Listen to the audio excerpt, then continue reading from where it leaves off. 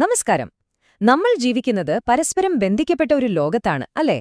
ഇന്ന് നമ്മൾ സംസാരിക്കാൻ പോകുന്നത് നമ്മുടെയൊക്കെ നിത്യജീവിതത്തെ നേരിട്ട് ബാധിക്കുന്ന ഒരു കിടിലൻ വിഷയത്തെക്കുറിച്ചാണ്. വിദേശ വ്യാപാരം അഥവാ ഫോറിൻ ട്രേഡ്. ആഗോള സാമ്പത്തിക ശാസ്ത്രത്തിന്റെ ഈ രസകരമായ ലോകത്തേക്ക് നമുക്കൊന്ന് ഊളിയിട്ടാലോ? ഇതിലേക്ക് കടക്കുന്നതിനു മുൻപ് നിങ്ങളിപ്പോൾ ഉപയോഗിക്കുന്ന സ്മാർട്ട് ഫോണിലേക്കോ അല്ലെങ്കിൽ ഇട്ടിരിക്കുന്ന ഡ്രസ്സിലേക്കോ ഒന്ന് നോക്കിയേ.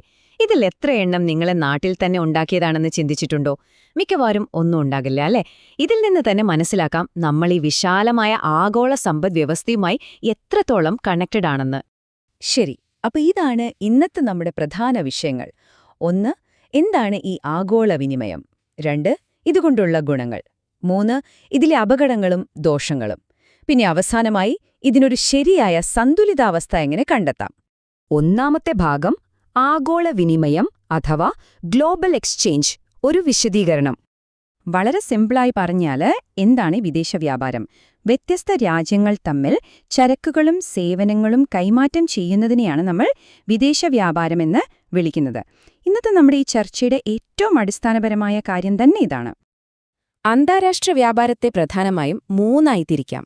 1. വിദേശത്തു നിന്ന് സാധനങ്ങൾ നമ്മുടെ നാട്ടിലേക്ക് വാങ്ങുന്ന ഇറക്കുമതി. 2.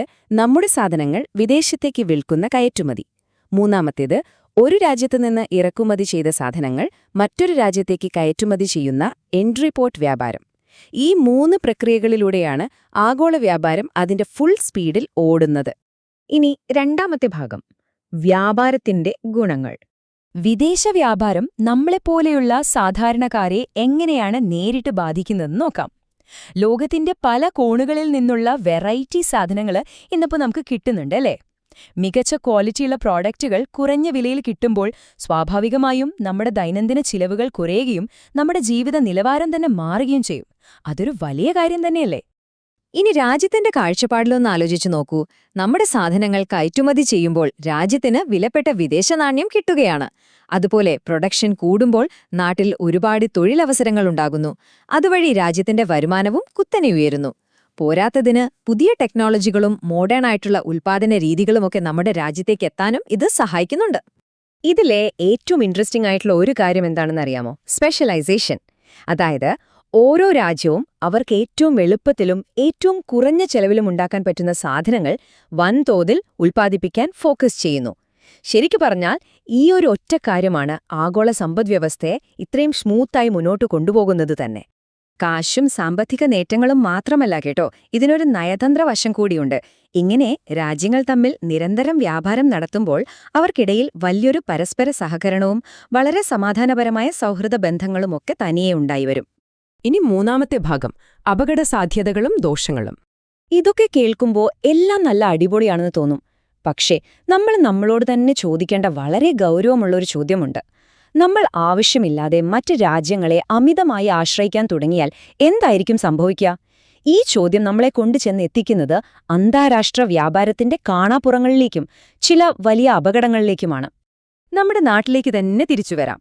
യാതൊരു നിയന്ത്രണവുമില്ലാതെ മറ്റു രാജ്യങ്ങളിൽ നിന്ന് വില കുറഞ്ഞ സാധനങ്ങൾ ഇങ്ങോട്ട് ഒഴുകിയെത്തിയാൽ എന്ത് സംഭവിക്കും? അത് നമ്മുടെ നാട്ടിലെ പാവം ചെറുകിട വ്യവസായികളെയും ബിസിനസ്സുകളെയും അപ്പാടെ തകർക്കും. അതുമാത്രമല്ല, ചിലപ്പോഴൊക്കെ നമുക്ക് ആവശ്യമില്ലാത്തതും ആരോഗ്യത്തിന് തന്നെ ഹാനികരവുമായ സാധനങ്ങൾ നമ്മുടെ വിപണിയിലെത്തുന്നതിനും ഈ അമിത വ്യാപാരം ഒരു കാരണമാകാറുണ്ട്. ഇവിടെ നിങ്ങൾ തീർച്ചയായും അറിഞ്ഞിരിക്കേണ്ട ഒരു ടേമുണ്ട്, ഡംപിംഗ്. വിദേശ കമ്പനികൾ തങ്ങളുടെ ഉൽപ്പന്നങ്ങൾ വളരെ കുറഞ്ഞ വിലയ്ക്ക് മറ്റൊരു രാജ്യത്ത് കൊണ്ടുപോയി വിൽക്കുന്ന ഒരു ഒന്നാന്തരം തന്ത്രമാണത്. ഒറ്റ നോട്ടത്തിൽ ഇത് നമുക്ക് ലാഭമാണെന്ന് തോന്നാം. പക്ഷേ ആ രാജ്യത്തെ ലോക്കൽ ബിസിനസ്സുകളെ ഒന്നടങ്കം ഇല്ലാതാക്കുക എന്നതാണ് ഇവരുടെ യഥാർത്ഥ ലക്ഷ്യം. അതുകൊണ്ട് നമ്മൾ മനസ്സിലാക്കേണ്ട ഏറ്റവും നിർണായകമായ കാര്യം എന്താണെന്നാൽ ഇതൊരു ഇരുതല മൂർച്ചയുള്ള വാളാണ്. ഒരു വശത്ത് നമുക്ക് വെറൈറ്റി സാധനങ്ങൾ കുറഞ്ഞ വിലയ്ക്ക് കിട്ടുമ്പോൾ മറുഭാഗത്ത് അത് നമ്മുടെ സ്വന്തം നാടിന്റെ വ്യവസായങ്ങളുടെ കഴുത്തറക്കുകയാണ് ചെയ്യുന്നത്. ഇനി കുറച്ചുകൂടി വലിയ സ്കെയിലിൽ ചിന്തിക്കാം. അമിതമായ ഇറക്കുമതി വലിയൊരു പരാശ്രയത്വത്തിലേക്കാണ് രാജ്യങ്ങളെ തള്ളിവിടുന്നത്. ഇത് വലിയ വികസിത രാജ്യങ്ങൾക്ക് ചെറിയ രാജ്യങ്ങളെ സാമ്പത്തികമായി ചൂഷണം ചെയ്യാനുള്ള ഒരു വഴിയായി മാറും. ചിലപ്പോൾ ഒരു പടികൂടി കടന്ന് തങ്ങളെ ആശ്രയിച്ചു നിൽക്കുന്ന രാജ്യങ്ങളുടെ രാഷ്ട്രീയ കാര്യങ്ങളിൽ ഇടപെടാനും അവരെ നിയന്ത്രിക്കാനും വരെ വിദേശ രാജ്യങ്ങൾ ഈ അവസരം ഉപയോഗിച്ചേക്കാം. മറ്റൊരു വലിയ പ്രശ്നമാണ് ട്രേഡ് ഡെഫിസിറ്റ് അഥവാ വ്യാപാര കമ്മി. നമ്മൾ കയറ്റുമതി ചെയ്യുന്നതിനേക്കാൾ കൂടുതൽ ഇറക്കുമതി ചെയ്തുകൊണ്ടിരുന്നാൽ അത് രാജ്യത്തിന്റെ സാമ്പത്തിക അടിത്തറയെ തന്നെ ഇളക്കും. ഇതുകൂടാതെ ലോകത്തെവിടെയെങ്കിലും പെട്ടെന്നൊരു യുദ്ധമോ മറ്റു പ്രശ്നങ്ങളോ ഉണ്ടായാൽ വിതരണ ശൃംഖല കട്ടാകുകയും ഇറക്കുമതിയെ മാത്രം വിശ്വസിച്ച് ജീവിക്കുന്ന രാജ്യങ്ങൾ വലിയൊരു പ്രതിസന്ധിയിലേക്ക് വീഴുകയും ചെയ്യും. അവസാനത്തെ ഭാഗം, ശരിയായ സന്തുലിതാവസ്ഥ കണ്ടെത്തൽ. നമ്മളിതുവരെ സംസാരിച്ച കാര്യങ്ങളെ ഒന്ന് ചുരുക്കി നോക്കാം.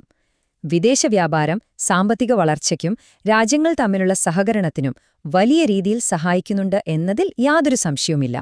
പക്ഷേ വിദേശ രാജ്യങ്ങളെ അമിതമായി ആശ്രയിക്കുന്നത് സാമ്പത്തികമായും രാഷ്ട്രീയമായും വലിയ അപകടങ്ങളുണ്ടാക്കും. അപ്പോൾ ഇതിനൊരു പരിഹാരം വേണ്ടേ? അതാണ് കൃത്യമായ നിയമങ്ങളും ശരിയായ നിയന്ത്രണങ്ങളും. വിദേശ വ്യാപാരത്തെ നിയന്ത്രിച്ചു കൊണ്ടുപോവുക എന്നത് മാത്രമാണ് ഇതിനൊക്കെയുള്ള ഒരേയൊരു പ്രതിവിധി. നമ്മൾ ഈ ചർച്ച അവസാനിപ്പിക്കുന്നതിന് മുൻപ് ഞാൻ നിങ്ങളോടൊരു ചോദ്യം ചോദിക്കാം.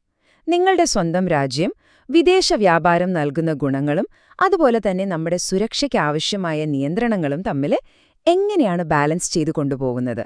ഇതിനെക്കുറിച്ചൊന്ന് ഗൗരവമായി തന്നെ ചിന്തിച്ചു നോക്കൂ. ആഗോള സാമ്പത്തിക ശാസ്ത്രത്തിന്റെ ഈ കാര്യങ്ങൾ നിങ്ങൾക്ക് വ്യക്തമായി മനസ്സിലായെന്ന് വിശ്വസിക്കുന്നു. ഒപ്പം ചേർന്നതിന് വലിയൊരു നന്ദി.